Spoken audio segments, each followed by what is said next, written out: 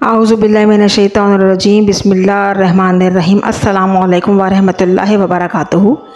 The dream of Islam में दिल की गहराइयों के साथ खुशामदीद। ये 11वीं सदी का ज़माना है और ईरान के एक कदीम से इलाक़े निशापुर से ताल्लुक़ रखने वाले जहाँ एक मामूली से मकतब में 3 लड़के तालीम हासिल किया करते थे। ये हम जमात होने के साथ साथ बहुत गहरे दोस्त भी थे। इनमें से एक लड़के का नाम उमर था जबकि बाकी दोनों लड़कों के नाम हसन थे। एक दिन इन तीनों ने एक दूसरे से मिलकर एक अहद किया कि अगर हम तीनों में से जो आला मुकाम तक पहुंच गया तो वो दोनों साथियों की मदद करेगा। लेकिन किस्मत का लिखा उलट हुआ क्योंकि इन तीनों लड़कों ने अपने अपने शौक़ में अलग अलग तरीके से अपना नाम दुनिया में पैदा किया। किस तरीके से, आइए वीडियो देखते हैं। वीडियो में आगे बढ़ने से पहले लाइक, सब्सक्राइब, शेयर की मुतमन्नी हूँ, शुक्रिया। वीडियो का तसलसल आगे बढ़ाते हैं। मकतब के बाकी लड़के इन पर खूब हंसते थे कि ये गरीब लड़के क्या किसी मुकाम पर पहुँच पाएंगे। लेकिन वक्त गुजरने के साथ साथ इन तीनों के नाम रहती दुनिया तक जाने जाते रहेंगे।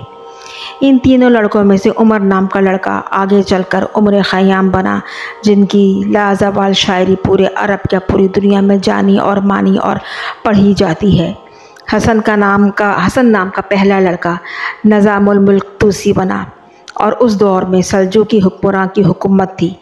इस सल्तनत की सरहदें खुरासान से शुरू होकर मिस्र तक पहुंचती थीं और अपनी सलाहियतों और काबिलियत के बल पर हसन अल-मारूफ निज़ामुल मुल्क तूसी सल्जूकियों का वज़ीर आज़म बना और इस सल्तनत को ऐसा उरूज व दवाम बख्शा कि लोग बादशाह से ज़्यादा इसके मोतरफ़ हो गए थे, क्योंकि उसमें रहमदिली और सिला रहमी और दानिशमंदी सब चीज़ें बदजाय अतम शामिल थीं। जबकि तीसरे दोस्त यानी दूसरा हसन नामी लड़के ने दुनिया में वो तबाही और फितना बर्पा किया और ऐसी मिसालें कायम की और ऐसे फितने ईजाद किए जो आज तक चले आ रहे हैं। तमाम इंसानियत को उसने लर्ज़ा कर रख दिया था। ये लड़का आगे चलकर हसन बिन सबाह के नाम से दुनिया भर में मशहूर हुआ। ज़माना जो मशहूर ज़माना के एसेसियन क्रिएट इसी हसन बिन सबाह के नाम से मरूफ होकर बनाई गई है। मकतब की तालीम मुकम्मल करने के बाद ये तीनों लड़के अपनी अपनी राह हो लिए। उम्र ख़याम निशापुर में ही मुक़ीम रहे और एक तवाइफ से शादी की। ज़िंदगी बहुत कस्म पुरसी में गुजर रही थी कि आपको किसी ने इत्तला दी कि तुम्हारा बचपन का दोस्त सल्जूकी सल्तनत का वज़ीर आज़म बन गया है। चुनाचे उमर ख़याम अपने दोस्त निज़ामुल मुल्क तूसी से मिलने उसके दरबार जा पहुँचे। इत्तफ़ाक़ से वहाँ पर हसन बिन सबाह भी उमर ख़याम से मिलने पहुँच गया। ये दोनों साहिबान अपने दोस्त के दरबार में हाज़िर हुए और निज़ामुल मुल्क तूसी ने उमर ख़याम को उसकी ख्वाहिश के मुताबिक एक बड़ी जागीर से नवाजा, जबकि हसन बिन सबाह को उसकी ख्वाहिश के ऐन मुताबिक महल के कोतवाल का ओहदा इनायत किया। उमर ख़याम ये जागीर पाकर मुतमईन हो गए कि अब ज़िंदगी गुज़र हो जाएगी और वापस अपने शहर की तरफ हो लिए। लेकिन हसन बिन सबाह जो फितरतन शातिर मक्कार शख्स था, अपने ही दोस्त और मोहसिन निज़ामुल मुल्क तूसी के दर पर दर जोड़े काटने की तगोदा में लग गया। एक बार बादशाह ने निज़ामुल मुल्क तूसी से दरियाफ़्त किया कि आपका निज़ाम सल्तनत का माली गोशवारा कितनी मुद्दत में तैयार हो सकता है। निज़ामुल मुल्क तूसी ने सोच विचार के बाद 1 साल का वक्फ मांगा। हसन बिन सबाह भी वहाँ मौजूद था।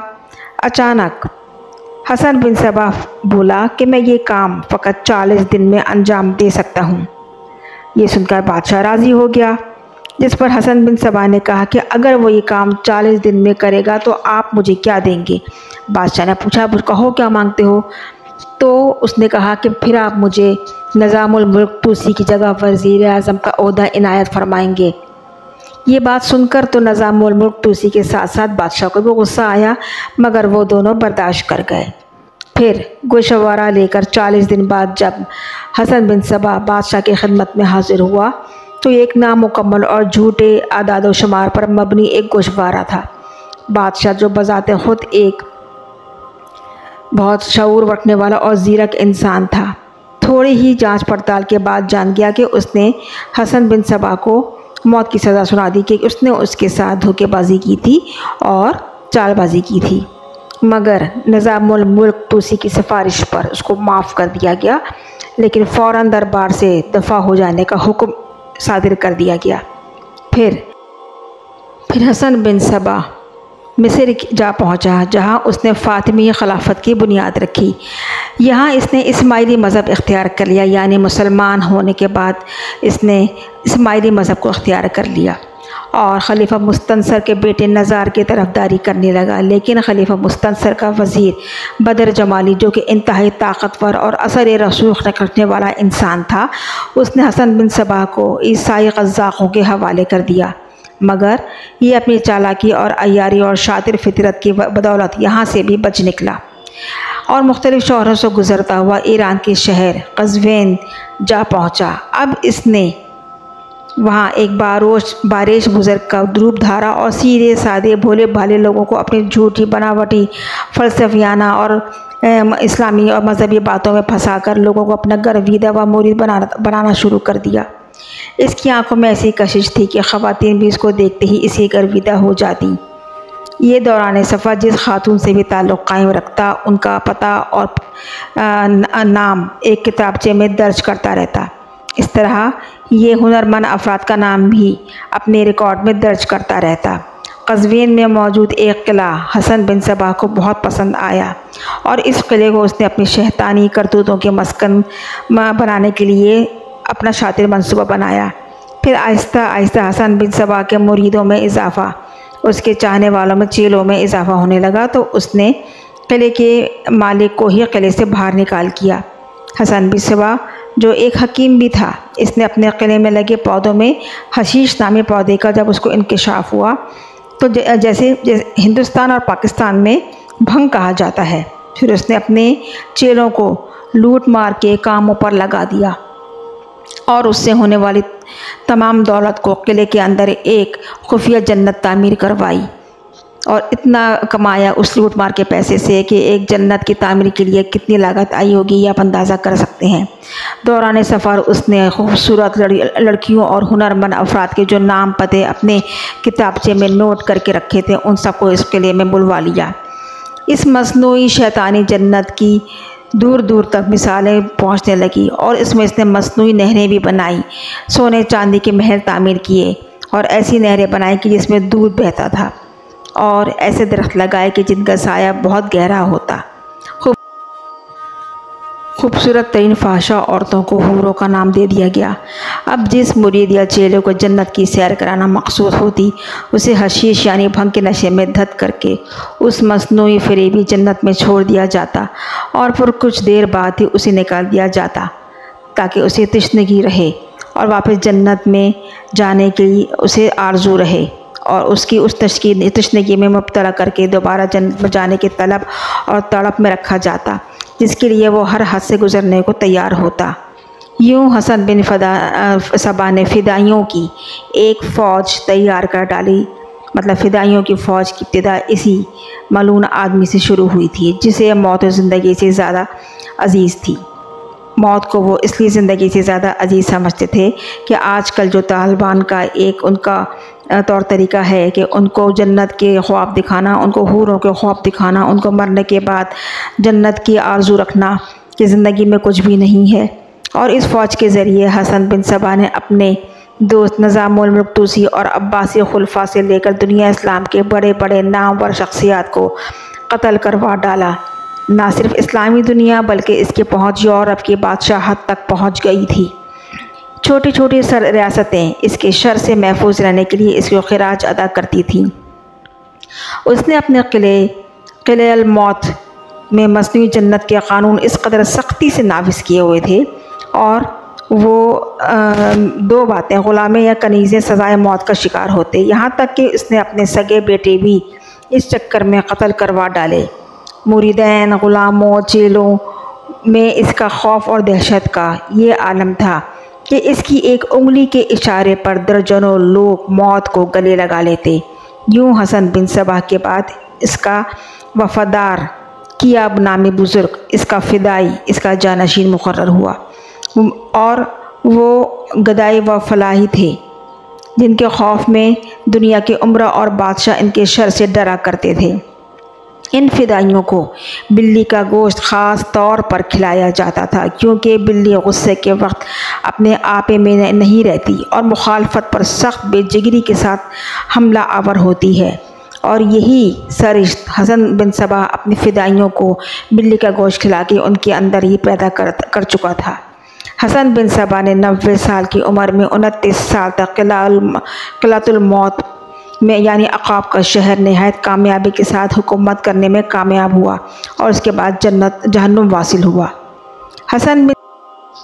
حسن بن صبا کے فرقے کو حشیش کے علاوہ دالمیہ، فدائیہ، حشاشین، باطنیہ، صاحبیہ وغیرہ کے ناموں سے پکارا جاتا ہے۔ اگر دیکھا جائے تو فدائیوں کا یہ طرز عمل آج کے طالبان نے بھی اختیار کر رکھا ہے۔ 18 سال سے کم عمر بچوں کو اغوا کر کے بھنگ کا عادی بنانے اور پھر انہیں قرآن و سنت کو غلط طریقے سے ان کے دماغ میں بٹھانے اور ان کا برین واشنگ کرنے میں، اور اس کے علاوہ وہ سیم وہی طریقہ جو حسن بن صبا نے اپنے فدائیوں کو کے لیے استعمال کر رکھا تھا، جس طرح حسن بن صبا کے اشارے پر اس کے فدائی جان دے دیا کرتے تھے، بالکل اسی طرح اور حوروں کو اور جنت کے لالچ میں ان کو قید کر لیا گیا تھا۔ آج کے طالبان بھی جنت اور حوروں اور اللہ کی خوشنودی کے لالچ میں کمزور ترین لوگوں کو بھنگ کے نشے میں دھت کر کے خودکش حملوں کی ترغیب دیتے ہیں۔ غرض یہ کہ ان میں زیادہ تر کمال ہپناٹزم اور نشہ آور ادویات کا ہوتا ہے۔ ان کو ان دونوں طریقوں سے سوچنے سمجھنے کی صلاحیت سے محروم کر دیا جاتا ہے، اور وہ اس قدر ہپناٹائز ہو جاتے ہیں کہ وہ ایک روبوٹ کی مانند وہ سب کچھ کر رہے ہوتے ہیں جو وہ ان سے کروایا جانا مقصود ہوتا ہے۔ جب منگولوں نے مختلف مسلمانوں کے علاقوں کو فتح کر کے اپنے قبضے میں لینا شروع کیا تو وہاں بہت سے اہل علوم اور لوگوں نے قلعۃ الموت کا رخ کیا پناہ لینے کے واسطے۔ ان عالموں میں مشہور عالم نصر الدین طوسی بھی شامل تھے جو 1236 عیسوی میں وفات پا گئے تھے۔ یہ لوگ کئی دہائیوں تک اسی قلعے میں محصور رہے، مگر ان میں سے کسی نے بھی بہشت یا حشیش کے استعمال کا ذکر تک نہیں کیا۔ جب ہلاکو خان نے قلعۃ الموت کو فتح کر لیا تو اس کا نائب ملک جیونی نے قلعے کے اندرونی دورہ کیا اور وہاں سے کی کتب اور اس دور کے سائنسی آلات اور دیگر خفیہ چیزوں کو نکال کر باقی ہر چیز کو نظر آتش کر دیا۔ جیونی حسن بن صبا کا بدترین مخالف تھا، بلکہ اس کے باوجود اس نے بہشت، حور، حشیش کا ذکر تک نہیں کیا اپنے تاریخ میں، بلکہ اس نے حسن بن صبا کی اس بنا پر تعریف کی کہ اس نے اپنے زیر اثر علاقوں میں نشہ آور اشیاء کا مکمل پابندی عائد کر رکھی تھی، جو کہ سراسر جھوٹ پہ مبنی ہے، اور اس بات کو چھپانے کا اصل مقصد کیا تھا یہ کوئی نہیں جانتا۔ مگر منگولوں نے بالآخر اس قلعے کو کھنڈر بنا ہی ڈالا اور وہ سب کچھ نظر آتش کر ڈالا کہ جو اس قلعے کے اندر حسن بن صبا نے اپنی مصنوعی جنت بنا کے تیار کر کے رکھا ہوا تھا۔ بس رہ گئے تو وہ فدائی اور اسماعیلی جن کا آج بھی سلسلہ قائم و دائم ہے، وہی فدائی، وہی اسماعیلی اور وہی خودکش حملہ آور اور وہی حشیش کا استعمال، وہ سب کچھ یہ جن کا موجد حسن بن صبا ہے۔ آج تک یہ فتنہ لوگوں میں چلا آ رہا ہے۔ اللہ ہم سب کو فتنے سے بچائے، ہم سب کا خاتمہ ایمان کی دولت پر کرے، آمین ثم آمین۔